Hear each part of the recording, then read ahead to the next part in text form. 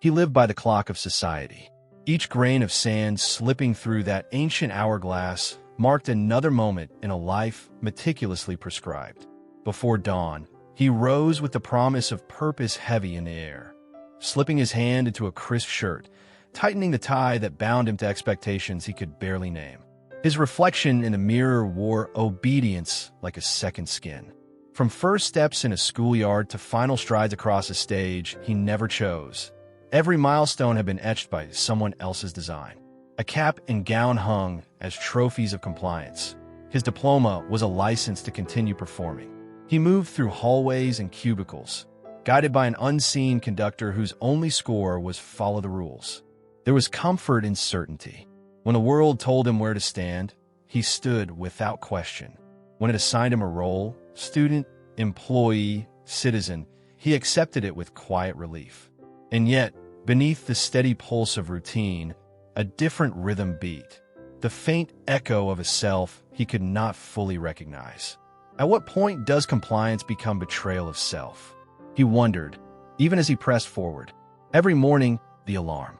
Every evening, the retreat beneath the same roof, down the same path. He was neither hero nor villain, but the perfect cog in a vast machine, unremarkable by design, invisible by choice. And still, there came moments when the hourglass seemed almost sentient, as though it knew the cost of each decision and stoked his unease with every grain of sand. What price do we pay when we surrender our time to someone else's agenda? How many dreams vanish in the ritual of routine? As the hourglass emptied again, its final grains became a challenge. To look beyond the script, to see the quiet desperation of a life measured not by moments lived, but by duties fulfilled. By the close of this opening chapter, one question remained etched in the mind. If every second passed to someone else's tune, whose life was he really living? He first learned obedience at the knee of his mother, who praised him when he recited the alphabet just so, and scolded him when he failed to color within the lines. In those early years, each "well done" and "try harder next time" became bricks in the foundation of his compliance self. School transformed compliance into currency. Gold stars for correct answers, red marks for deviation. His report cards were more than grades. They were mirrors held up to his worth. By age 10, he understood the unspoken contract. Follow the rules, and you earn approval.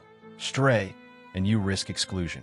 Developmental psychologists argue that this pattern, praise as reward, discipline as deterrent, lays the neural pathways for lifelong conformity. Children learn not simply to obey, one expert reflects, but to equate obedience with love and safety. Enter the landmark experiments of Milgram and Ash, where ordinary men and women, urged on by an unseen authority, delivered shocks they believed lethal or denied truths to please a group. Through animated sequences, we witness the terror-inducing obedience of Milgram's subjects and the silent capitulation in Ash's lineups. The message is clear. Under the right pressures, conscience bends. It is here we drop our first philosophical bomb.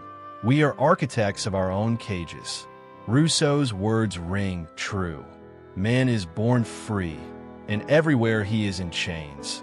For each child enthusiastically threads another link. Foucault's docile bodies emerge not from overt tyranny, but from the invisible mechanisms of reward and punishment, from the rules that shape posture, gaze, and thought. Historical footage underscores how societies from Prussia to modern Japan designed schools not to liberate, but to produce obedient soldiers, workers, and citizens. The standardized test, once hailed as a great equalizer, becomes a conveyor belt, sorting individuals by their willingness to submit to a predetermined answer. By the end of this section, our viewer sees that our protagonist's obedience was not a personal failing, but a social inevitability. Each expectation imposed by family, each lecture hall's echoing bell, each glowing report card served as blueprint and builder, constructing a man perfectly suited to obey. As the music swells, we linger on that phrase once more. We are architects of our own cages. His lived reality, our shared reality, was neither benign nor accidental. It was the inevitable outcome of systems designed to mold, measure, and manage. The question now emerges: if every step was mapped by others, how can one begin to chart a path toward authentic freedom? He marched at dawn beneath the iron discipline of Prussian military drills, the cadence of leather boots echoing across frost-bitten plains. Recruits bowed their heads to the crack of the sergeant's whip, their bodies trained to obey without question. Centuries later, in Soviet collective farms, families lined up for quotas drawn not by sunlight or soil, but by party planners in distant offices. Obedience was measured in bushels and bricks, and any deviation invited suspicion, or worse. Yet power's pillars extend beyond barracks and collective barns. In gleaming boardrooms, suits nod in unison as quarterly forecasts replace conscience, and performance reviews become verdicts on character. The same mechanisms, propaganda, reward systems, fear of reprisal, that forge soldiers also shape corporate citizens. A factory worker recalls the steel mill where whistles governed every breath. A single missed signal could cost a finger or a friend. An executive, years later, confesses to bending audits and gaslighting junior staff, all in service of shareholder value. Hannah Arendt warned of the banality of evil, that monstrous acts become possible when ordinary individuals abdicate moral judgment to faceless authority. Is a lieutenant's obedience on the battlefield truly more damning than a CEO's acquiescence to stock price pressures? Both wield power, and both surrender agency to systems that promise order in exchange for submission. Historians trace this lineage from Frederick the Great's meticulous drill manuals through Stalin's 5-year plans to today's algorithms in high-frequency trading. In each era, the incentive structure shifts: medals, state rations, bonuses, but the outcome remains the same: bodies and minds bent to another's design. A former intelligence officer describes how data analytics now stand in for tanks. Compliance harvested in terabytes, behavior nudged by targeted ads and curated news feeds. Across time and ideology, the comfort of belonging comes with invisible shackles. The Prussian soldier finds purpose in ranks, the Soviet farmer in collective identity, the corporate manager in quarterly targets. Yet each finds that the security of the group overrules the stirrings of the self. We are offered sanctuary, but at the cost of our autonomy. By the end of this descent into power's architecture, one truth emerges: obedience is a currency traded by every institution, from the battlefield to the balance sheet. It buys predictability and stability, but it rents our freedom and eventually sells us out. As we prepare to examine how the psyche internalizes these external controls, we must ask, if every pillar of power demands obedience, where does the individual begin to stand? I began to forget who I was beneath the uniform. Small compromises piled up like unread notifications, each one easy to ignore until the whole screen glowed red. Cognitive dissonance settled in, the uneasy tug between what I believed and what I did. My mind learned to justify every concession. It's just one extra hour, it's for the team, everyone else is doing it. Clinical psychologist Dr. Miriam Santos explains, cognitive dissonance is the mind's way of preserving a coherent self-image. When our actions conflict with our values, we either change our behavior or rewrite our beliefs. For our subject, the rewrite began quietly. He told himself that obedience was virtue, that compliance was strength. Then came learned helplessness, the slow erosion of hope. First described by Martin Seligman in studies where animals exposed to inescapable shocks eventually stopped trying to avoid them. It shows how repeated failure imprints a sense of powerlessness. In boardroom seminars and factory floors alike, employees stop pushing back. They learn that dissent is futile. They stop believing that their choices matter. Over time, those small daily concessions become total submission. The mind weaves a self-fulfilling prophecy: I can't change anything, so I won't try. And so freedom becomes a distant memory, a rumor of another life. Through tangled threads and shattered mirrors, stylized motion visuals capture this unraveling, each fragment reflecting a part of the self lost to routine.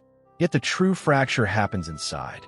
Clinical psychiatrist Dr. Ehsan Malik notes, when individuals surrender autonomy in incremental steps, they often don't realize how far they've strayed until they look back. Their identity becomes entangled with the roles they play. Our subject's own narration echoes this collapse. Some mornings, I woke and stared at my reflection, asking, "Who is this man?" My decisions felt scripted, an echo of a script I never wrote. This intimate confession invites us to recognize our own patterns of self-betrayal. We've all rationalized a cut corner, accepted an unfair demand, silenced a doubt. Each act seems insignificant on its own, yet together they forge chains we wear invisibly. As our subject's voice fades, we feel the weight of those chains, cognitive, emotional, systemic.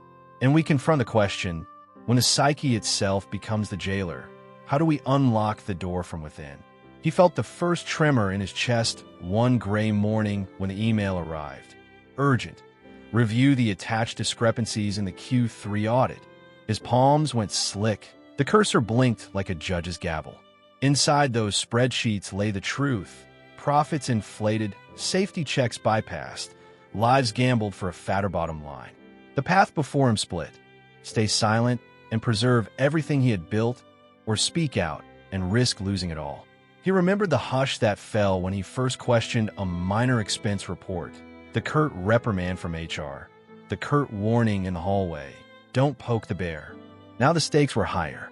A single misstep could cost him his promotion, his references, his reputation.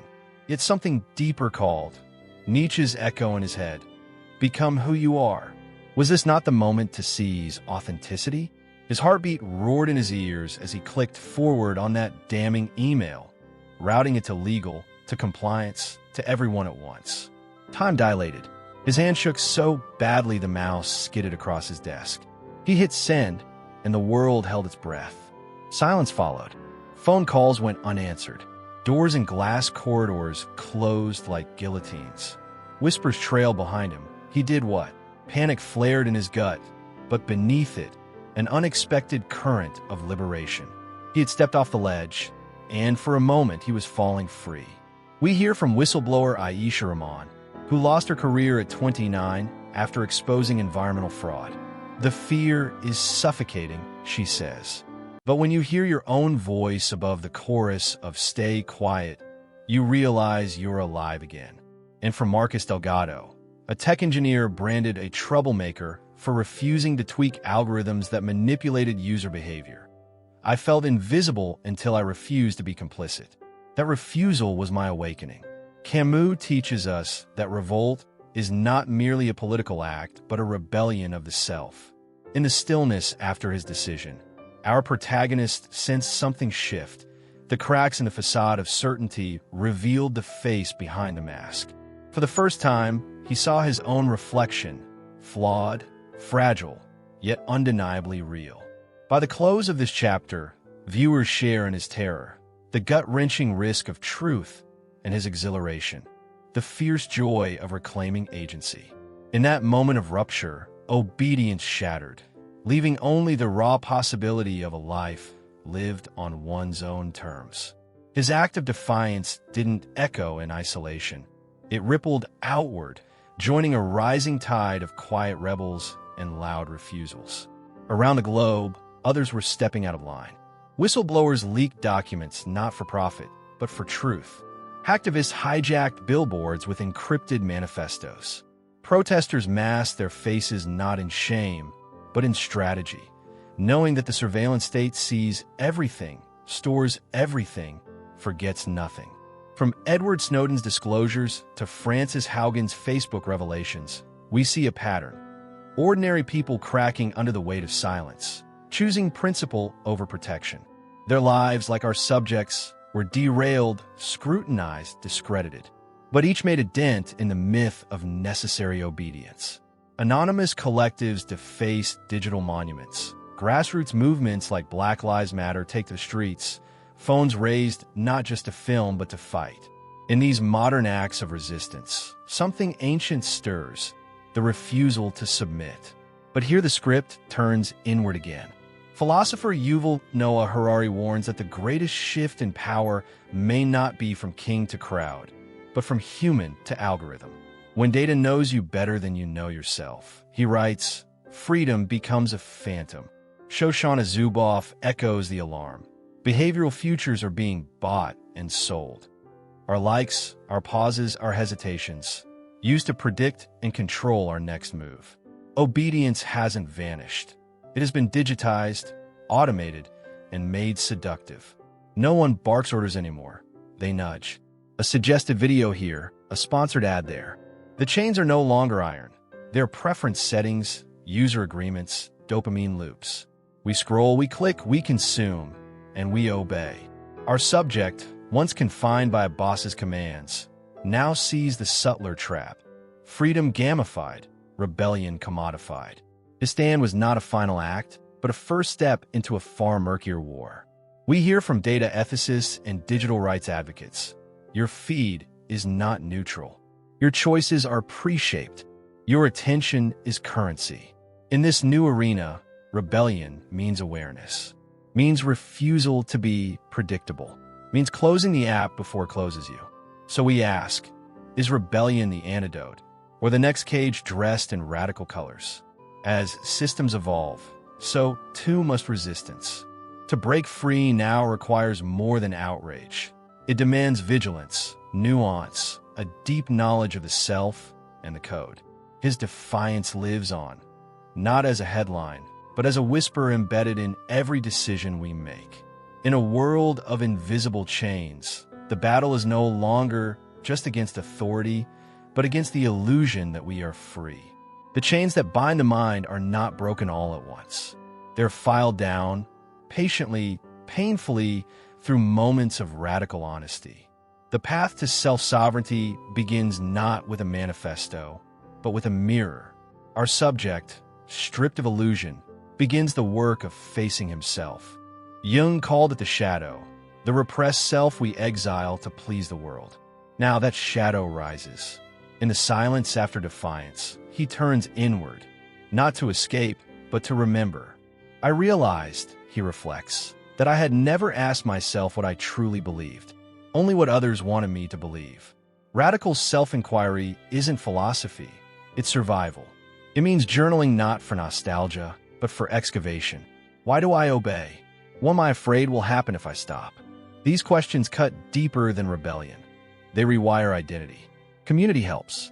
In accountability circles, strangers sit in silence until someone dares to speak the truth.